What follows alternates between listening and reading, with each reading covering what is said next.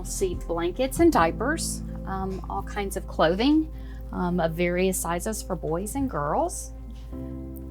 Activities and games, stuffed animals, different kinds of toys for girls and boys. So here in the kids closet, we have our room set up for children and families who need services to help them move through the system, whether that is because they're going into a foster or relative care type of situation, or whether they're going into, maybe a parent is going into a safe shelter or someplace and they were expecting to go home. So they may not have diapers, they may not have clothing, they may not have a lot of things that they need to just do their daily activities. And so what you find in this room is something that most families may need at different points in time, whether it's clothes. Probably the biggest thing that goes out of here is diapers and infant care kinds of products. But we also have things of all sizes. I think when we talk about children and child abuse, we tend to think of younger kids, and we tend to have lots of baby items and toddler items and young kid items, but all of our teenagers are adult sizes. So it's something that's always needed in the kids closet.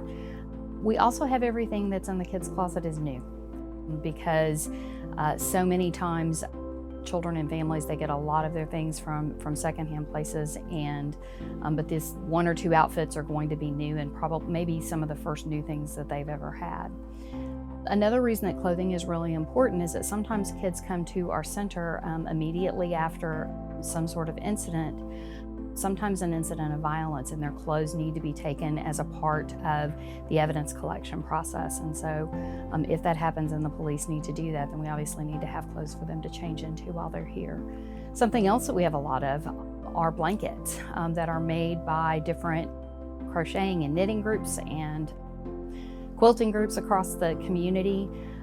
But we also, it's something that teenagers can do as a part of our volunteer process, to be able to take blankets and knot them at the ends and then donate them to the center. And they're really important for us in the middle of a case. Many times, especially a child who's been traumatized, their body temperature drops. It's a little bit colder. And so having these small little kind of shoulder blankets or lap blankets is really important to be able to give them something to help provide them warmth.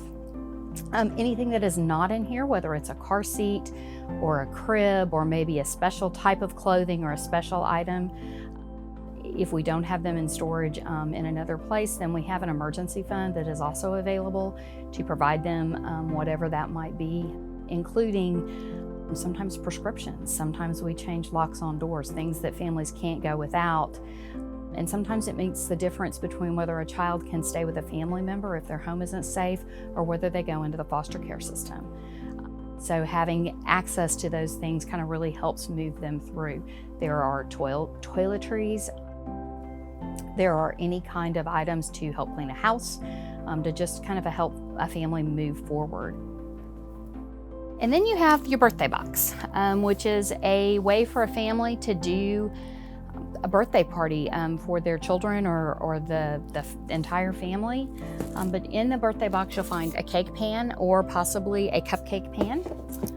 This one has a girls theme with pink, but cups and banners and tablecloths and party favors and candles. And the other thing that they will have will be a cake mix and a frosting, possibly some decorations so the family can make their own birthday party, but also be able to celebrate that together. And this is really helpful for families who are on really tight budgets and they can probably make ends meet on their own, but are not able to do some of those special significant things for their family. And to be able to do a birthday party is really helpful to kind of make them feel confident in their abilities as a parent. The majority of the items here in the kids closet are donated by individuals or volunteer groups. It's a great way to get children involved in volunteering activities, whether it's collecting things for birthday boxes or games at Christmas time. We have lots and lots of board games. Trouble, Sorry, Candyland, Chutes and Ladders are some of our favorites. Cards, any type of cards. And these are fun, obviously. They're considered toys, but we also use them therapeutically for children and families to be able to take home. It works on cooperation, it works on communication.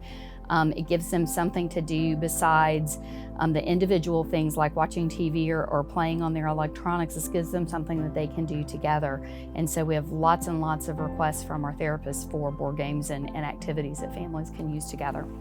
We also, they're great projects for university students or any kind of group who wants to come together and try to do something for the center, whether it's putting them together or doing a donation drive. We've had children do what they call penny or nickel drives, where they just try to collect as many pennies or as many nickels as they can to put in a jar to donate to that emergency fund or to getting something here at the Kids Closet.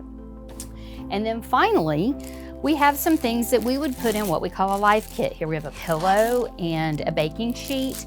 But this is a program that we do for children who are leaving the foster care system, typically between the ages of 18 and 21. And when most of us left home, we went through our closets and we went through our parents' pots and pans and kind of took out whatever it was we needed. And then we went to a store in town and got whatever else was on our list.